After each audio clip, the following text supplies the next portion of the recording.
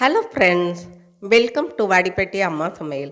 இன்றைக்கி நமக்கு சேனலில் பார்க்க போகிற ஸ்பெஷல் ரெசிபி நமது பாரம்பரியமான அருமையான சுவையுடைய பாவாழை ஸ்வீட்டு தாங்க பார்க்க போகிறோம். வாங்க பார்க்கலாம். அதுக்கு முன்னாடி இன்றைய பிறந்தநாள் மற்றும் திருமண நாள் காணும் அனைவருக்கும் வாடிப்பட்டி அம்மாவின் இனிய நாள் வாழ்த்துக்கள். ஸ்கிப் பண்ணாமல் பாருங்கள் ஃப்ரெண்ட்ஸ். பிடிச்சிருந்தா ஒரு லைக்கும் ஒரு ஹைப்பும் போடுங்க. இப்போ வாங்க இப்போ வீடியோக்குள்ளே போகலாம். இப்போ வீசம்படி அரிசி, புழுங்கல் அரிசி தாங்க எடுத்திருக்கேன். இது தாங்க வீசம்படி. ஒரு டம்ளர் இருக்கும். அது தண்ணி ஊற்றி நல்லா ஒரு 2 தடவை கழுவிக்கிடுவோம். கழுவிட்டு ஊற வச்சுக்கலாம். ஒரு அரை மணி நேரத்துலேருந்து 1 மணி நேரம் ஊறட்டுங்க. மூடி போட்டு வச்சுருவோம். இப்போ நல்லா ஊறிடுச்சு பாருங்கள். இதை ஒரு மிக்சர் ஜாரில் போட்டு நல்லா நைஸாக அரைக்கணும். இந்த பாவாழை ஸ்வீட் ஒவ்வொரு ஊர்லேயும் ஒவ்வொரு பேர் இருக்குங்க. இப்போ பாருங்கள், நான் அரை டம்ளர் தண்ணி ஊற்றி அரைச்சிட்டு வந்துட்டேன். நல்லா நைஸாக அரைச்சிட்டேன். அதை இப்போ வேறு ஒரு பாத்திரத்துக்கு நம்ம மாற்றிக்கலாம்.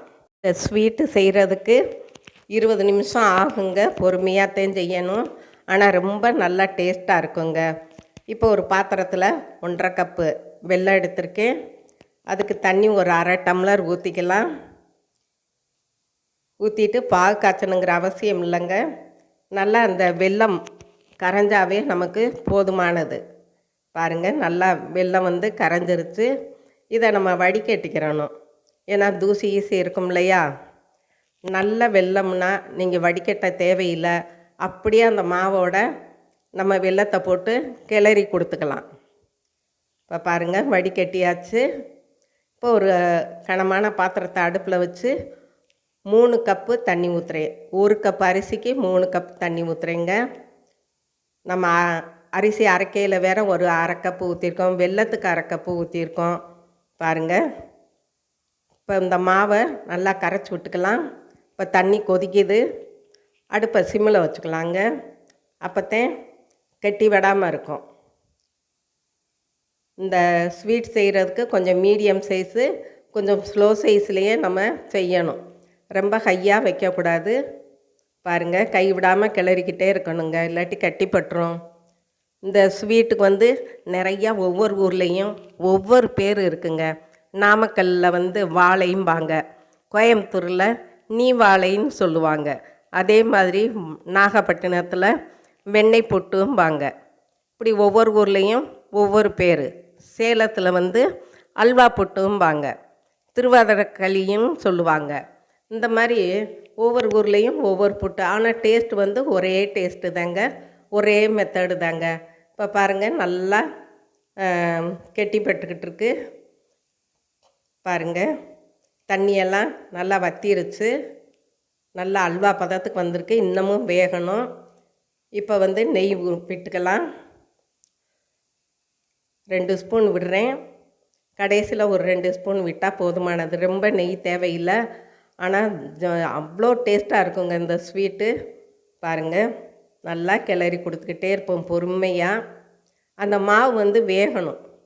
அந்த மாவு இவ்வளோ வெள்ளையாக இருக்கக்கூடாது. கொஞ்சம் கலர் மாறுச்சுன்னா வெந்துச்சுன்னு அர்த்தங்க. அதுவே நமக்கு தெரியும். பாருங்கள், சின்ன பிள்ளையிலேருந்து பெரியவங்க வரைக்கும் விரும்பி சாப்பிடுவாங்க. பல்லில்லாத பாட்டிக்கெல்லாம் கொடுத்தா அப்படியே நம்ம வாயில் போட்ட உடனே அப்படியே கரைஞ்சிரும். அந்த மாதிரி ஸ்வீட்டுங்க இது. கேசரியை விட இது தாங்க ரொம்ப நல்லாயிருக்கும். பாருங்கள், நல்லா கிளறி கொடுத்தாச்சு. இந்த ஸ்டேஜில் நம்ம கரைச்சி வச்சுருக்கோம் இல்லையா வெல்லம், நான் 1.5 கப்பு தான் எடுத்திருக்கேன். இன்னும் ஒரு அரை கப்பு தனியாக ஊற வச்சுருக்கேங்க. பத்தலைன்னா நம்ம இது கூட சேர்த்து நம்ம கிளறி கொடுத்துக்குருவோம். அந்த கலரும் காட்டி கொடுத்துரும். பாருங்கள், இப்போ நல்லா கிளறி கொடுத்துக்கிட்டே இருப்போம். அப்படியே தெண்டல் தரசலமாக இருக்குதுன்னு நினைக்காதீங்க. கிளற நல்லா ஒரு சமமாக ஆயிரும். அடுப்பு மிதமான சூட்லேயே இருக்கட்டுங்க. இந்த ஸ்வீட் எல்லா ஊர்லேயும் ஃபேமஸுங்க. இப்போ நான் கருப்பு வெல்லம் கரைச்சி வச்சுருக்கேன். அதில் ஒரு அரை கப்பு, ஆக மொத்தம் 1 கப்பு அரிசிக்கு 2 கப்பு கரெக்டாக வருதுங்க. நீங்கள் கூட அரை கப்பு போட்டாலும் 1/4 கப்பு போட்டாலும் நல்லாத்தே இருக்கும்.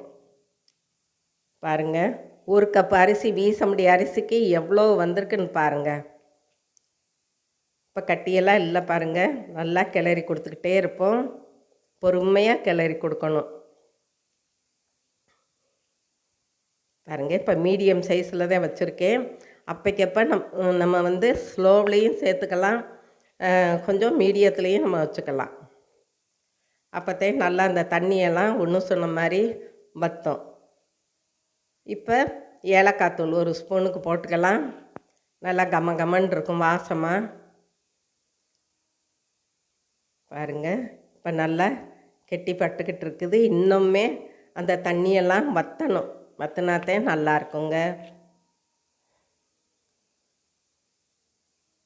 நல்லா சுற்றி எல்லாம் எடுத்து விட்டு நம்ம கிளறிக்கிடுவோம்.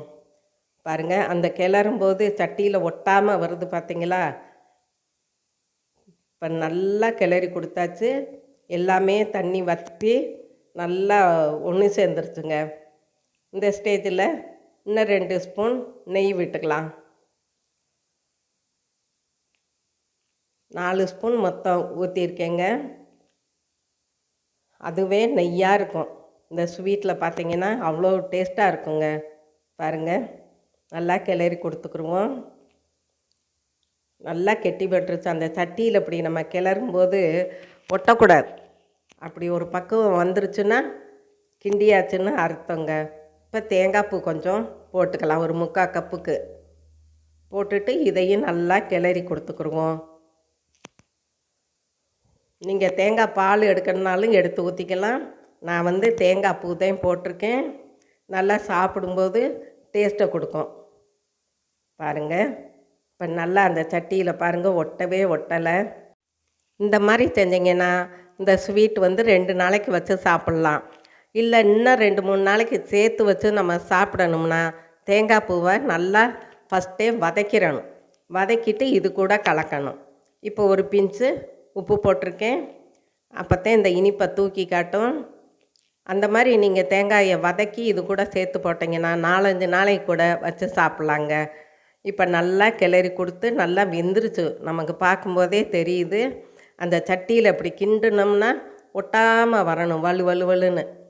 அப்போத்தான் வெந்திருக்குன்னு அர்த்தம். அவ்வளோதாங்க. இப்போ நம்ம அடுப்பை ஆஃப் பண்ணிடலாம். இப்போ ஒரு பாத்திரத்துக்கு மாற்றிக்கலாம். அவ்வளோதாங்க, நம்மளோட பாரம்பரியமான ஸ்வீட்டான பாவாழை சும்மா ஜம்முன்னு ரெடி ஆயிடுச்சு. இதுவரை சப்ஸ்கிரைப் பண்ணாதவங்க சப்ஸ்கிரைப் பண்ணுங்கப்பா. ஆளுங்கிற பெல் பட்டனை தொடுங்க. லைக் பண்ணுங்கள், ஷேர் பண்ணுங்கள், கமெண்ட் பண்ணுங்கள். நீங்களும் உங்கள் வீட்டில் ட்ரை பண்ணுங்கள், சாப்பிடுங்க, சந்தோஷமாக இருங்க. நன்றி, வணக்கம்.